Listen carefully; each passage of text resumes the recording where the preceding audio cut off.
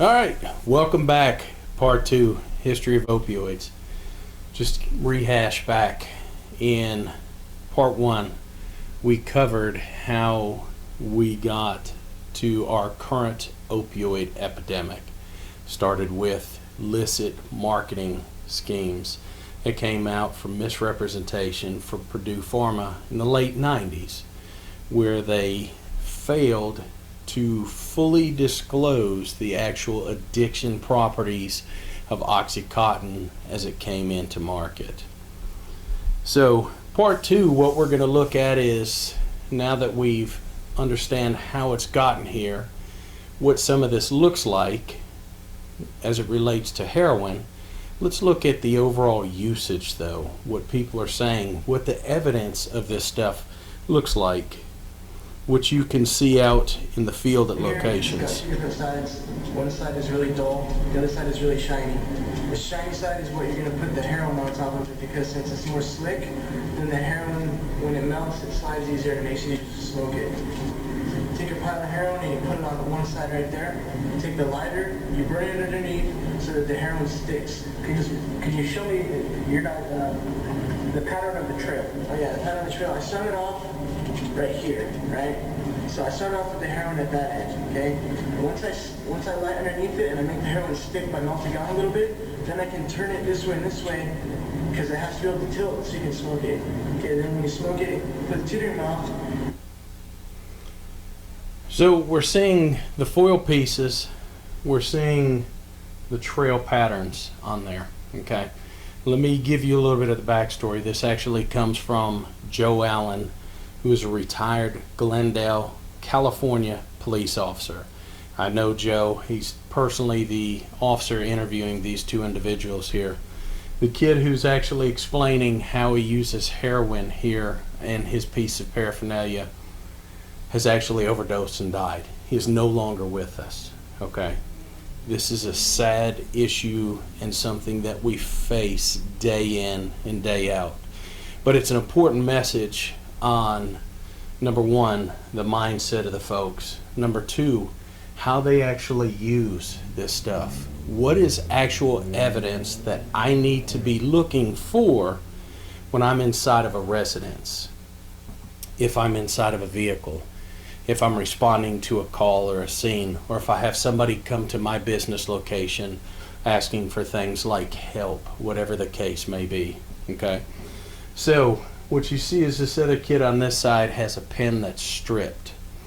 They'll basically take the plastic shell of the pen, strip it out, light the end of it a little bit, and burn it up, and they use that as what they call a tutor. It's nothing more than a straw for them to use to actually inhale the smoke. Now in this particular video here, I want you to listen to this kid's actual message. The first guy talks about using the shiny side of the foil to smoke. This kid tries to give us a little bit of a public service announcement on why we don't use the shiny side of the foil, which is almost ironic and funny, but it's a sad situation. But again, it goes to show you the method that people are using, what the evidence of usage looks like, and how they are actually using. These are all things to look for while you're out and about within your community or doing your day-to-day jobs. Matthew, today when we contacted you, you had this aluminum foil and a tutor inside a match or a cigarette box inside your pocket. Can you tell me how you use that for smoking heroin? Yeah, first, open it up and smooth it out. You want to make sure it's on the non-shiny side, because if you smoke it on the shiny part that has poisonous fumes on the aluminum shiny side, smooth it out. And then I would put a little bit of water in my Carmex cap. You just want to dab a little bit of water, put it on the foil, make a little circle, not too much water because you don't want it to, you don't need that much water, just enough so it's damp, and then you would get the ball of heroin, doesn't matter which side, and then you would rub a circle. And you don't take off a chunk of that. You just open up and reveal one side of the heroin and rub it onto it? That's personally how I do it. Some people get a little razor, cut up a piece, you know, rub it out. I just do the whole chunk and rub it out till it's gone. Do you rub it always till it's gone, or do you like rub out? Well, I mean, you know, it could last 2-3 days, but I mean, generally it's just that one ball, and I just rub it out, you know, until it's done with. It could take 2 days, 3 days, 1 day. Okay, so after that one package, you would use it several times? Yeah. Okay, so then what would you do? And then after you have a nice layer, it's usually about a brownish yellow. You just get it, and then you light it and smoke it in a circle until it's gone outer to inner. And how would that circle be smoked? In which direction? I usually smoke from the outside and just work my way out. And what does that do? What's the purpose of smoking in that direction? It's just what I personally prefer. Okay, and how does it end up looking? We were able to also find some of the foil that you used today. Can you show the pattern now in the foil? It kind of shows that circular pattern that you use. It's crinkled. What about the other side? Yeah, so you got little circles everywhere. Okay, now, is that just from one use today, or have you carried around that foil for a while? This is about 2 or 3 days old. 2 or 3 days worth of foil? Yeah. And it comes out in a circular pattern like that after you used? And if you're in a jam and you don't have any more foil, you can smoke it on the shiny side, but it's really bad for your lungs. It'll mess you up. But if you gotta smoke, you gotta smoke, so you take that chance. Do you get any extra hit off Public service announcement. Don't smoke on the shiny side. It's poisonous. It'll actually get you sick. Can't make this up. So, what we do need to know though is the foil pieces, the tutors, the little smoking paraphernalia that they use. You find the aluminum foil pieces out there and you find the trails on it, whether it's in the square, like in the previous videos, or what they call the snail trails, the little circles and stuff. Please be advised that number one, you don't need to handle that stuff. You don't need to pick it up. You don't need to be curious. You don't need to sniff the the substance that's on there, okay? 2, it's been used, all right? So folks have diseases, they have different types of hepatitis, they have all kinds of issues going on. It's another reason we don't want to be picking it up. If you do see these items though, that is good evidence, 100% solid evidence of drug usage. And you know it is opioid related. We're talking about heroin, okay? Keep that in mind. So use that if you're a counselor. That's something you need to be interviewing your individuals. If you're an officer approaching someone, you need to be able to discuss this with them and understand what this is. Say you're in a different spectrum. Say you're in a political format and you're going door to door, taking surveys, registering folks to vote, whatever the case is. And say somebody actually lets you inside of the residence and you start finding this stuff. Number one, do not linger at the residence itself, okay? Once you see it, get out. Just get out immediately. Pick up the phone, notify law enforcement at that point in time of what you have seen. Don't sit there and stand by. Don't be out on the front porch picking up the phone or letting them know, hey, I'm calling the police because you're in here using pills or heroin. Because that pattern that you see on that foil, they could actually be smoking an Oxycontin pill that doesn't have the time binder or the time release formula on it. So once you recognize this stuff, especially if it's worst case scenario, you open up a dresser drawer in your child's bedroom and you find this, okay? This is a serious issue that everybody faces. How do you deal with it? Now you know the evidence of it. Now it's time to start having conversations with he or she and trying to figure this type of stuff out. So to go a little bit more in depth of this, we first in part 1 talked about the former cartel lieutenant from the Arellano Felix organization, okay? And he talked about the request that they heard from us. In 2015, Eddie Dutchover, who works for Moapa Tribal Reservation outside of Phoenix, Arizona. He conducts an interdiction stop of an individual, catches a guy flat out on the roadway with $23 million in cash. The guy is the actual money man for Ivan Guzman. Ivan Guzman is Joaquin El Chapo Guzman's son, his actual son, who is currently controlling the Sinaloa cartel. Eddie conducts the traffic stop of this guy. This guy automatically flips and says, look, flat out, I'm a money man for Ivan Guzman. All right, I've got a bunch of money here. I'm trying to set up a base of operations here inside the United States, because this was right after the second time that we had made a capture of Juan Chapo Guzman. And their operations, cartel operations, were in a tailspin because Sinaloa was getting overpowered now by Cartel Jalisco New Generation. So they were having death and carnage on the southern side of the border. So he starts to flip, he starts to work automatically.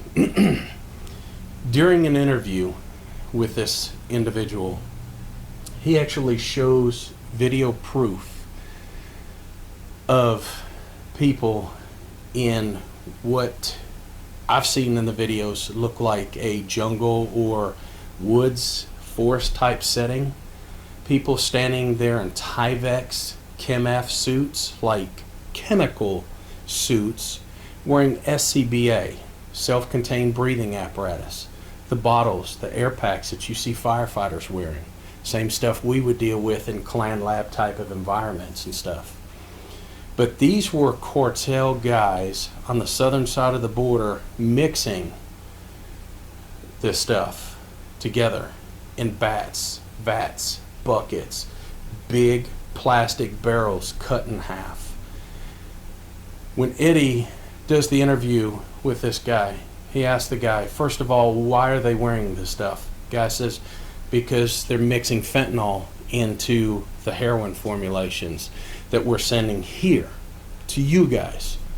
And Eddie asked him, he says, well, why are they wearing this stuff?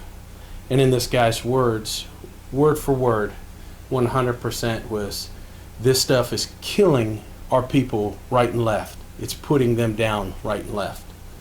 So what we're saying is, he's talking about fentanyl. We're talking about substance that is approximately 80 times stronger than our prescription pill itself. And he's talking about dangers and hazards with it. So we're talking about cartel folks in jungle settings actually taking personal protective equipment to put it on to actually mix it. Do our users have the ability and put on some sort of PPE before they shoot up? Absolutely not. So for safety purposes, you have to be mindful and cautious once you start seeing some of this substance out there. Don't touch it. Don't pick it up. And it's a natural progression. We go from heroin to needing something stronger. You think about this. You develop a tolerance. If you think about to your own personal usage. Okay, I've had 2 separate rotator cuff surgeries. I remember coming out of surgery and the doctor telling me, first of all, I have a nerve block in. Don't wait to take your medicine. Start taking your medicine as soon as you get home. Okay, don't start to wait till you start to feel the pain. It's too late at that point in time. Well, I remember taking my first oxycodone pill after the surgery and sitting there kind of feeling a little bit good.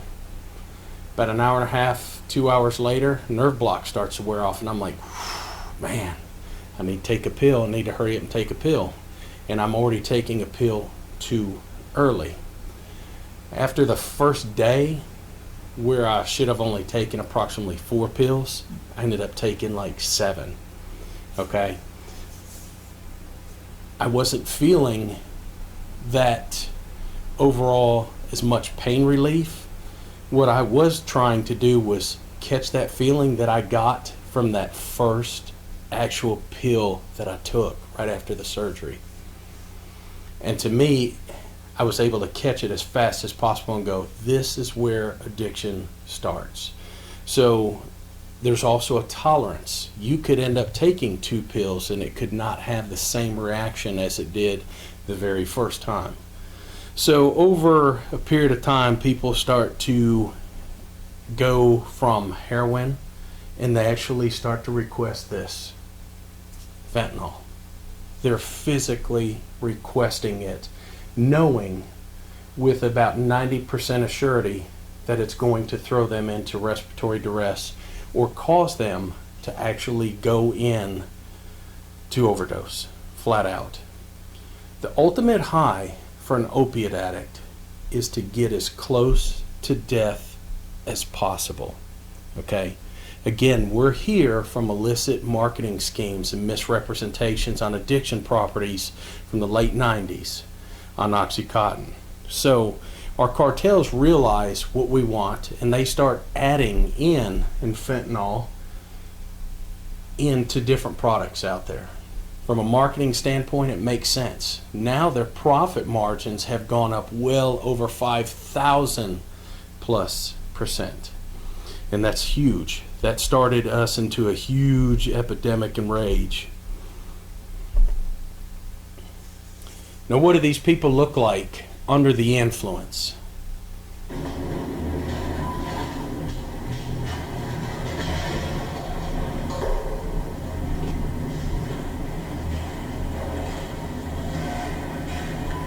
Robert, how long have you been using? How long have you been using? How old are you now? I'm 24. So 12 years? You said you started taking pills at 12 years old? I started dipping around with other drugs before that, like smoking pot, drinking alcohol, but like heavy drug use, I would say about 14, around there.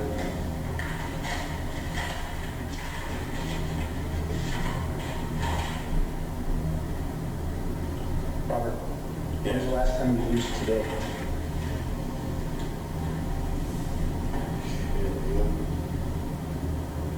Let's start with this morning. What was the first thing you had this morning? Well, Was it pills or heroin this morning? pills. And what Because kind I was in the hospital What type and stuff. Okay, what type of pills did you use this morning? How'd you use it? I injected it. What did you use next? Later on in the day, what did you use? What was your next fix? How old were you when you started using the pills? Robert, 16 or 17. 16 or 17? I apologize. No, it's okay, I'm clearly looking at you. So, you started using pills and how were you using them at first? Snorting and smoking. You smoke the pills also? Grind them up? What would you smoke them with? Just on a piece of foil, just like you do heroin. So on a foil, just like heroin? Yeah. Okay. So you gotta scrape the coating off. Scrape the coating off it and then grind it up and smoke it on the foil? Yeah, because there's a time when these coating on this stuff. You see how they're a different color? If you put it in your mouth for like 20 seconds and then wipe it off with a napkin, that color that's on the outside goes away, it turns white. It's just like the balloon of heroin. Heroin today. What's that? You said you used a sack of heroin today though? Yeah, I did. Okay. So what was today? When we got you, what were you about to do? Your 4th time for the day? Honestly, I don't remember. You don't know. No. I've got a death wish. How do you feel right now? I'm not suicidal. I just Do feel. you feel high right now still? Or are you coming down? Well, I'm sitting in a police department, dude. That doesn't help. You know what I mean? I didn't mean to call you dude. I'm sorry. Sir. Where do you inject? I can't really show you. Just tell me. I'm Just tell me. Where do you inject? In your arm? Any vein, His arm? Robert, or what did you start using after the pills? after the pills, I've done everything. Okay. Did you start using heroin after that? Heroin. Oh yeah. After the pills. Do you start with smoking heroin or injecting heroin? I smoked it first. And then you started injecting? Yeah. I've done it all. Except for the only thing I haven't done is GHB.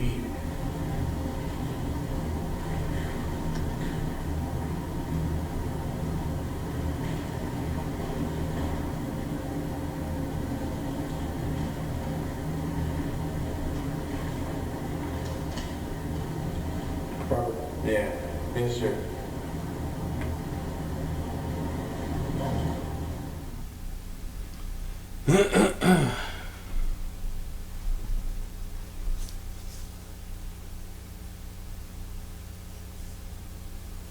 You didn't see that. The guy had 20 pills in a bag stuffed in his backside during the interview.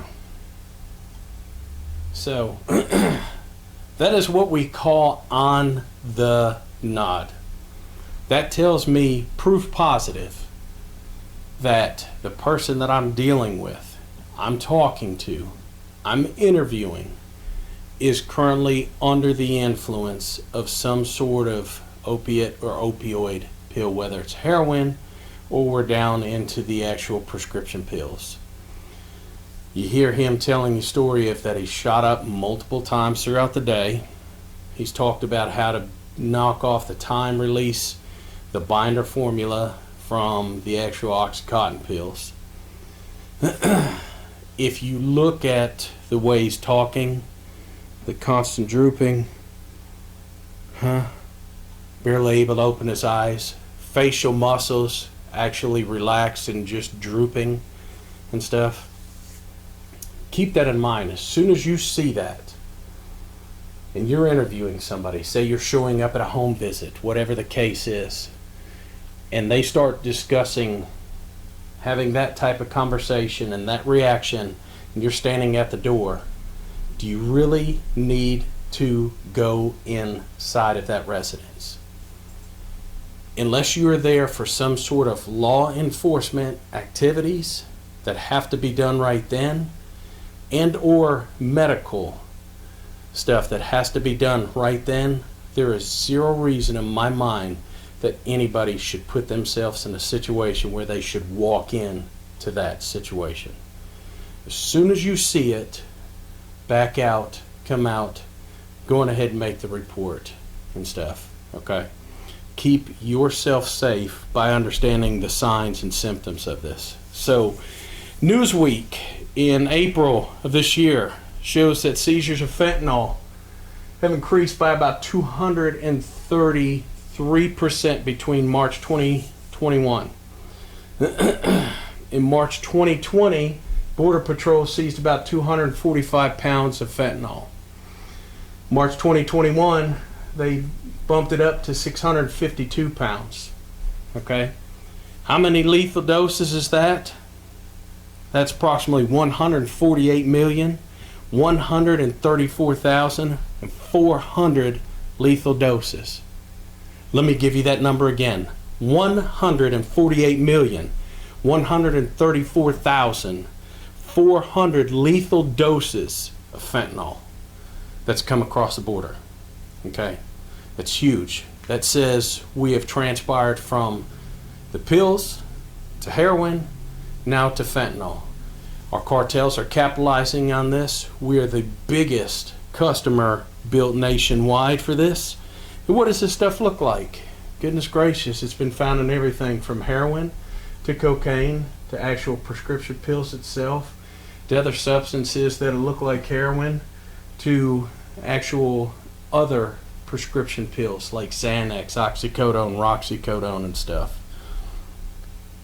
Delving tonight, a major drug bust, and it all started here in Phoenix. 1 million lethal doses of fentanyl found inside a suitcase being flown from Phoenix to Nashville. 22-year-old from Phoenix stopped by Nashville police. Officers found an additional 25 pounds of marijuana in her other suitcase. The woman says she was promised $1,000 if she delivered the luggage. 1 million lethal doses of fentanyl on an airplane. This is a wire investigation that we're running in Nashville, Tennessee. We get the phone call. We hear that fentanyl is on its way from Phoenix, getting delivered into Nashville. It has already hit an airplane, and that airplane is already airborne. That's a tough pill to swallow. We have to start making notifications at that point in time out to folks like the district attorneys, to the airport side, because what we heard on the phone call was shocking. That this was on carry-on. This wasn't under the aircraft. This was in somebody's carry-on bag in the actual passenger compartment of the actual airplane itself. Okay? That's dangerous. This stuff is all over the place. Imagine you and your family coming back from Phoenix, say on a vacation, and that package actually had a leak inside of a compressorized cabin. Okay? That would have been a catastrophic incident. This stuff is all over the place.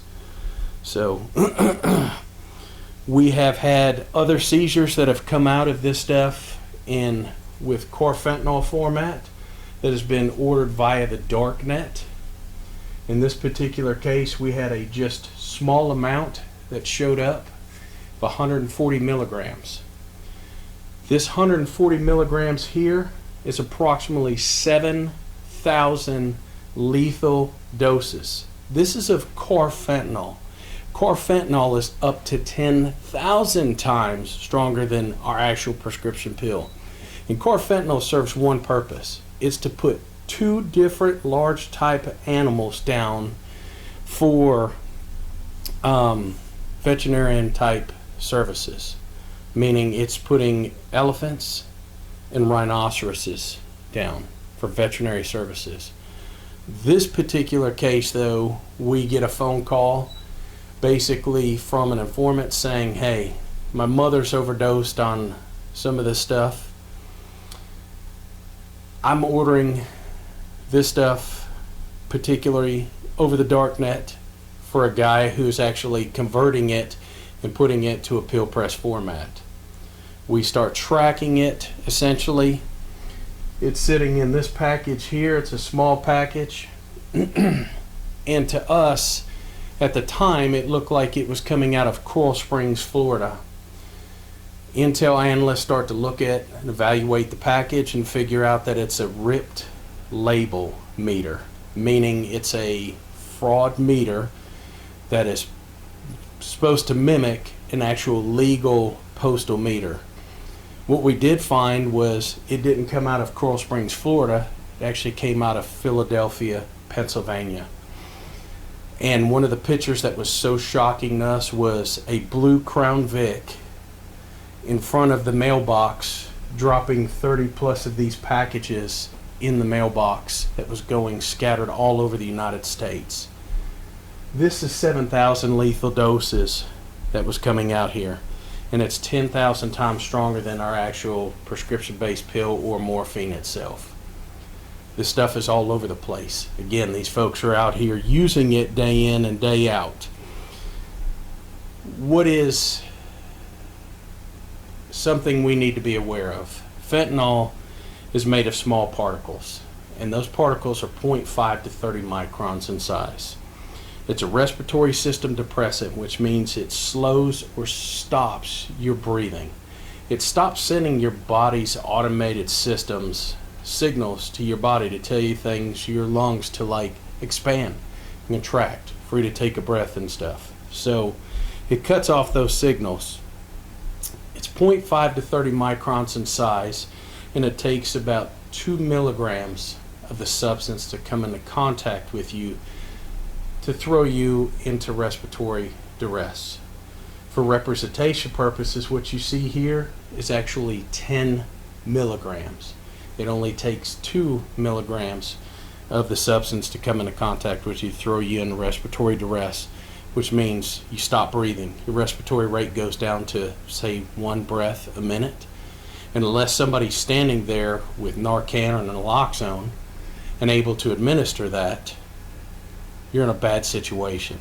That's why as fast as you see some of this evidence, the paraphernalia, what people look like, how they discuss, how they act, that's the ways that you're going to go through and protect yourself. Now, there's other ways to make fentanyl. You could take a gram of fentanyl, dissolve it into 2,000 milliliters of natural alcohol, place 150 grams of some sort of binder in there, add alcohol, basically stir that up, evaporate the solution, keep the white powder left in there, and I could take that 1 gram of fentanyl and sell it like it's $150, 150 individual grams of heroin at $100 a gram, and that's going to yield me approximately $15,000 in profit. So not only do we have something that is hugely strong that our folks with substance use disorder are wanting and desiring, now we also see a huge profit margin for it. So pill presses, our dealers have the ability to make their own prescription type pills. So it is not unheard of for somebody to come into contact or find somebody in respiratory duress that's used an oxycodone or a Xanax, what they thought was an oxycodone or Xanax pill, and it turns out it was an actually fentanyl pill that was made via a pill press. There's no FDA oversight into these overall pill presses. These pill presses come in basically through LaGuardia, JFK, and there's one person essentially with Customs Border Protection that sits there and looks at all these packages coming in from all over the world into the United States that looks for pill presses. One person. So they're readily available all over the internet to buy. They're easy to make. All it takes is a little bit of darknet purchase to buy fentanyl, the mixture. You could get the binder from Walmart, Walgreens, whatever it is, and it's not a complicated process. You basically take the lid off of here, dump a little powder in there, put that piece back on there, hit it with a hammer, and it solidifies into an actual different pill. So we also see that there's counterfeit pills that are coming in here, and these are reported by the Atlanta, Carolina HIDTA, High Intensity Drug Trafficking Area. And these pills are meant to mimic alprazolam and oxycodone. And we've been finding these pills throughout Charlotte and Charlotte reporting areas and stuff like that. These pills will have the different branding of M30 and A215 stamped on them. Those are two of the biggest counterfeit pills that are out there right now that we are finding within this area here in North Carolina. So if you find some of these pills, be cautious of them because there is a lot of fentanyl pills out of there.